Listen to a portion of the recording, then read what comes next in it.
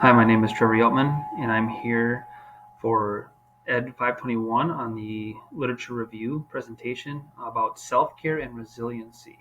The research question being proposed is: in light of what is known about how children learn, how can educators promote resilience and recovery for those who have experienced traumatic events by practicing and being educated about self-care strategies? The rationale is that teachers play a central role in a child's learning and development, and self-care can help uh, prevent burnout.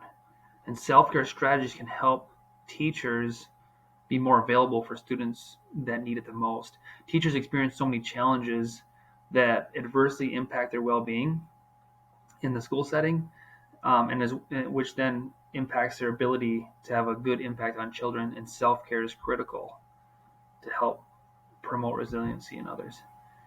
So the first research study that I found was a qualitative survey, a mind-body group for teachers. And this survey, this study surveyed two public schools in an urban city.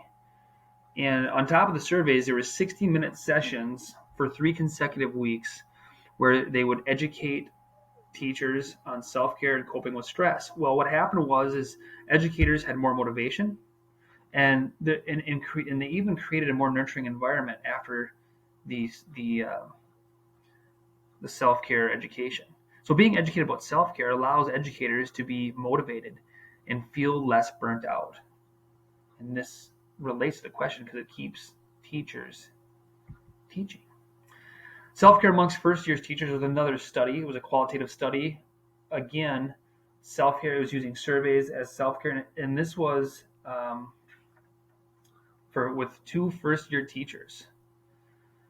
And what they found is that, again, after more education and surveys, that those teachers had more positive attitudes and they felt better throughout their school year when they were using these self-care techniques. So being educated about self-care, again, allows educators to feel better and not get as burnt out. The third one was on mindfulness, and mindfulness for teachers is a pilot study.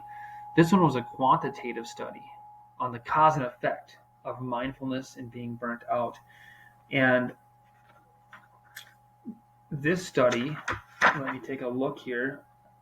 18 public elementary school teachers in a Midwestern city were a part of this study.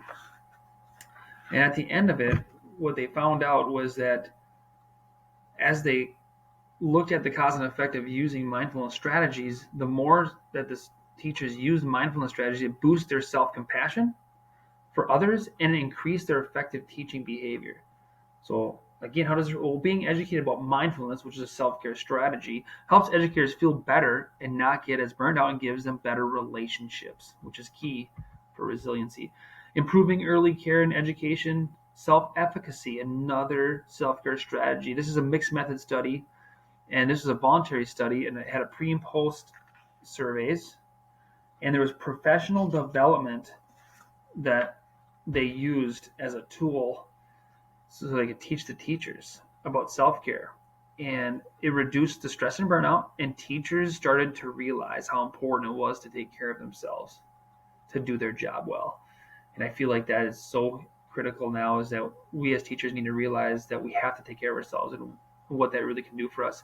Being educated on that, the rationale behind the study, can help us feel better and not get as burnt out, and gives them that relationship piece. The last study is a qualitative study with 50 teachers in the Pacific Northwest, and these teachers, again, were given professional development on promoting resiliency in children. And what they found out is a way to do that is through self-efficacy, and how the more that the teachers were aware of that, the more engaged they were in their career. Being educated about self-care helps educators believe that they can teach effectively. And when teachers believe that they can do it effectively, they become more enthusiastic. And when you can be more enthusiastic, you will not get burnt out, and you will help kids be resilient. Here are the references for the literature review. Thank you for